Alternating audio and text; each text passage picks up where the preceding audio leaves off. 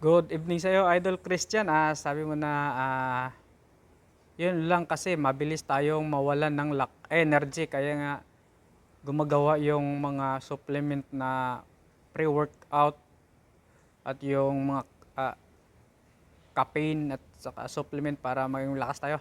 Yes, Lods, tama ka rin naman doon. Pero ako kasi, di ba, hindi talaga ako gumagamit ng supplement at saka tinanggal ko na pati yung caffeine ngayon sa pag-workout. Pero na-discover ko na rin yung tamang timing ng pagkain.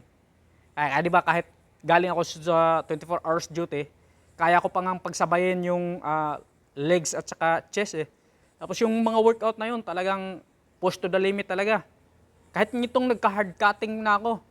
Pero nitong huli talaga, nitong mga next month na to, hindi ko na ginagawa talaga yung sobrang bigat na na squat. Pero yung intensity, parehas pa rin, idol. Ano ko na kasi, nakuha ko na talaga yun. Nung una, ramdam ko talaga yung ganun na yung manginginig yung katawan mo pagkatapos ng set, pagka parang natutulala ka.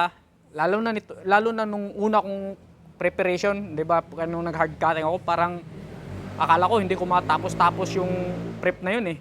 Pero ngayon, nakuha ko na yung tamang technique, yung tamang timing ng pagkain, kahit naka-hard cutting pa. Maraming salamat sa comment, idol. Madiscover mo rin yung tamang